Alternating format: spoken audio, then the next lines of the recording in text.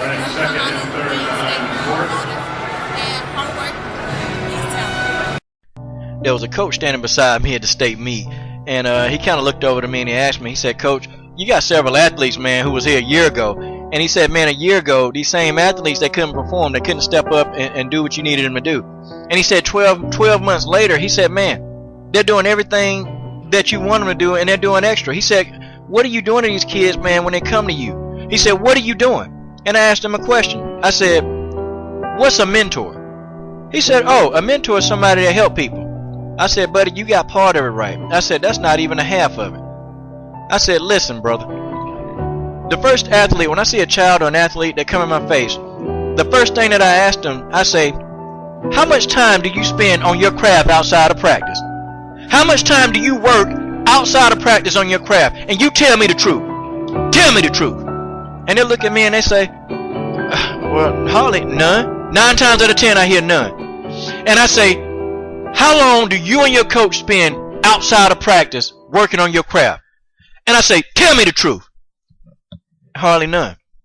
And I said, "There's half of your problem right there. It's half of your problem." You see, the other half, they missing a mentor.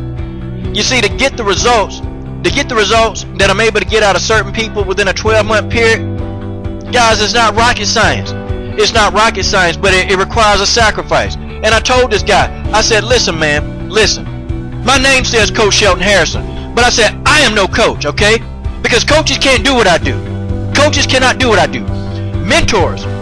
Coaches only care about what you do on the field. Mentors care about what you do in the game of life." And I asked these athletes, I said, "What do you do on your craft outside of practice?" Because see, if you telling me you ain't doing nothing on your craft outside of practice, that's why you hadn't gotten any better. See, when I was in high school, I got first wind of this when I was in high school.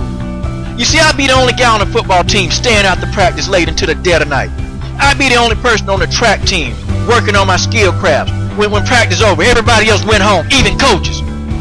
I would see coaches get in their car, they would wave at me goodbye, and I'm still on the field. I didn't have a coach stay for an hour.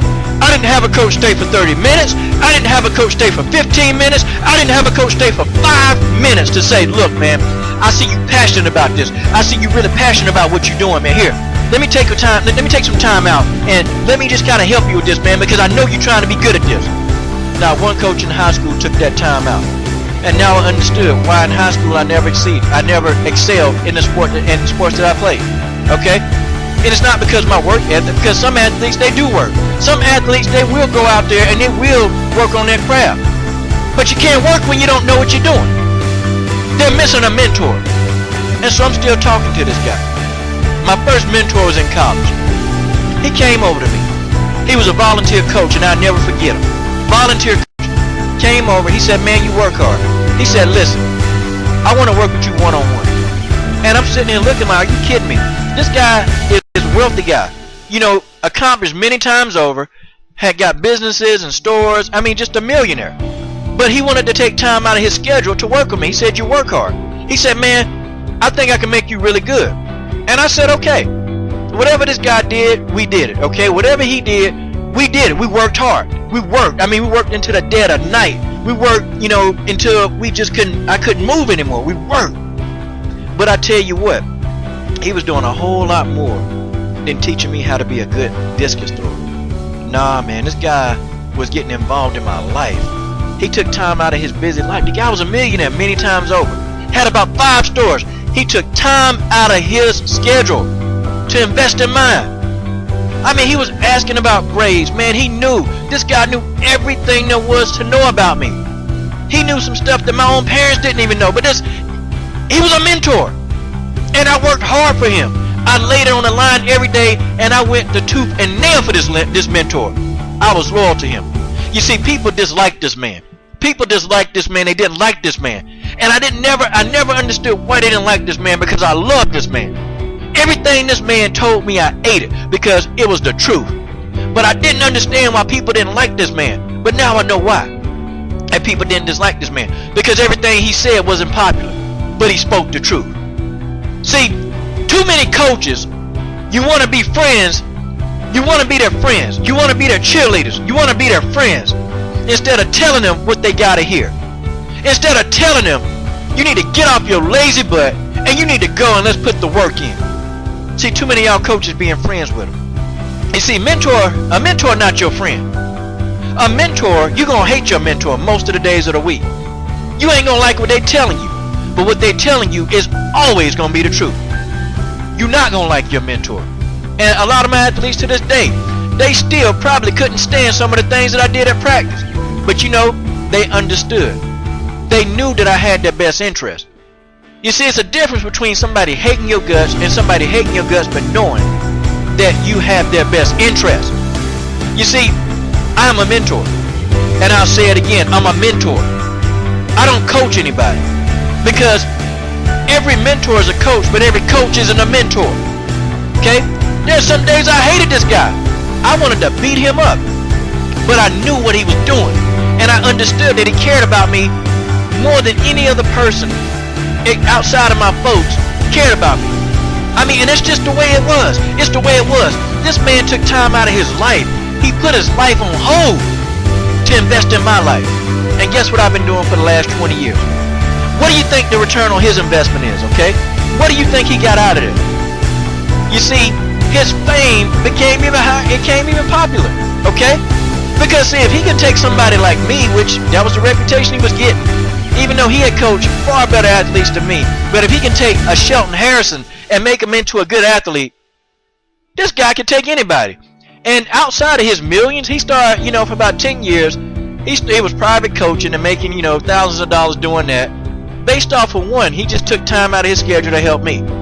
You see, his return on investment was good. You see, he wasn't looking at the fact that I didn't have talent. He didn't care about that. All he cared about was my work ethic and my character. I asked these kids, what do you want to do when you come in here? What do you want to do? Tell me. I want to be the best that I could be. And I say, if you want me to work with you, if you really want me to work with you, you're going to have to bleed, you're going to have to sweat, and you're going to have to die on that field. Just like I will. Because that's the only way that I'm going to work with you. And I ain't working with you if you want to come 1 hour a day. I ain't working with you if you want to come a day a week. I'm not trying to put any time into you if you are not willing to die for the cause. You see, you put that into their head immediately. Now, I was telling this coach, I said, now once that's over, once you get through that part, now it's time for the work. But the work is not going to do a bunch of drills. The work is not power positions. The work is not, you know, hours of practice. The work is getting to know the person that's in front of you. Getting them to trust you. Getting them to trust you because they have to trust you. You see, you get better results out of people that trust you. They may not like everything you do, and they're not supposed to, but they trust you.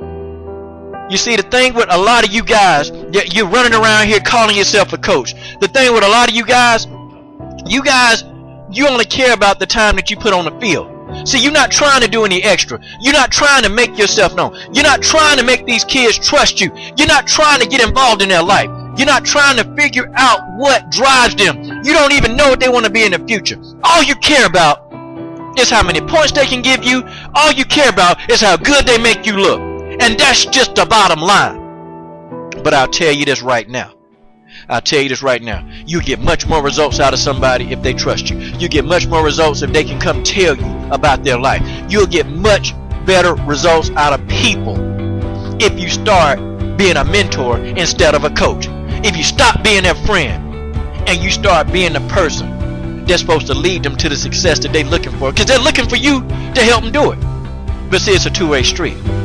You see, once you get the athlete to start selling out to their craft, to become a student at a craft, you see, then and only then will they become the person at a craft that they need to be. And I don't care who you are. You can be the greatest coach in the world. You can be the best coach and you can know all this knowledge, but your knowledge will be crap. Because you know why? You ain't getting no results. And I can guarantee you, every single coach that wins, I guarantee you, they've understood the principle of how to mentor. They already know how to do it. It's already ingrained in their head how to mentor somebody. You see, athletes, we're people of trust. We trust the people that we're with. We trust them. And good athletes, they trust their coaches. They should. You're supposed to. But see, better athletes that do well, they sell out to what the mentor is telling them. You see, mentors, we're not popular people. People will say things about you when you become a mentor. Only when you become a mentor is when people start talking about you. But that's okay. You see, because when they say negative things about you and you're winning, what that means is that you have become the mentor that they know that they can't be. You're not always the popular person at home if you're a mentor. Most of the times of the week, you're going to get people that know deep down that you're right, but they're going to challenge you because you're a mentor. You see, mentors are challenged all the time. There's no way you can be a mentor and not have a challenge. Okay? Somebody's going to try, and somebody's going to just refute everything you say. Somebody's talking junk about you, but you're mentoring and you're winning. You see, mentors understand what they're doing. They understand their crafts. You see, mentors, they understand what it takes for you to win. You see, I can't be an effective mentor if the person don't sell out to hard work and dedication, pain, sweat, believe, and tears. I mean, I can't get that out of them if they don't sell out to pain, sweat, and tears. I can't. See, your job as a mentor coach is to get them to sell out to that motto, pain, sweat, tears. It's just not going to happen, okay? If they sit and do nothing, it is not going to happen, okay? See, coaches, they like you just the way you are. Mentors love you too much to leave you that doggone way. Because as a mentor, you know that they can always be better than what they're giving you. See, that's what a mentor does. Coaches, they're going to pat you on the back. Oh, that's a good job. Not when you can be better. See, the mentor's never popular. He's always going to be hated by a lot of people, but only loved by few. He's going to be hated by many, but loved by few. That's what a mentor is. That's what they are. And I can guarantee you, there are people right now who quit, because you have people that'll quit. Oh yeah, they quit, but they still call you. Because you know why they call you? Because they know that you're one of the only people to give a dang about their life. They know that you're one of the only people who care about their life. And so they tell you about their life still. Because they know that y'all had a relationship outside the track. And outside the track, it don't matter. I have athletes that won't work with me on a track, but they'll come up and they'll hug me and they'll say, Coach, what's going on? They'll do this and they'll talk to me about their life. You know why they talk to you about their life? Because they know that you love them and they know that you care about them on a much deeper level than being some stupid coach on the field who can't even get the results out of them. You only want to work for an hour and then you get mad at them because they can't give you the results that you're looking for. They ain't giving you the results you're looking for in an hour. It takes a lifetime to figure out what motivates and drives a person. Do you know about their grades, coach? Do you know what they want to do? Do you know what they aspire to be? Do you know, coach? Do you know what their parents' life at home is? Do you know how they interact with their folks? Okay? Coach, are they poor? Do they have money issues? Coach, do they confide in you? The guy looked at me and he said, nah, man, they don't do any of that. I said, well, you've not established yourself as a mentor. Because if somebody don't like you, if somebody don't dislike you, for not saying the popular answer, if they don't like you, you ain't established yourself as a mentor. You ain't even put yourself on the launching pad yet. I said, my friend, you got work to do. You need to start figuring out them kids you coaching over there. You need to understand about their life. What motivates, what drives their life. Why are they doing this? Why are they doing this? And why are you coaching them if you don't want to be in their life? See, that's why I can take somebody from another team and then make them into something that's better than what they already were. It's not even the fact that I'm showing them anything more than what you know. It's the fact that I'm going the extra mile at learning about them. Making sure that they can confide in me. Making sure that I'm a person that they can talk to. You see, that's just the way that is. That's the way it is. You want to be a better coach? Then become a mentor. Stop sitting back doing what the rest of all the other people are doing. Looking for, just the easy way out. Stop looking at not being hated and people disliking you for what you believe.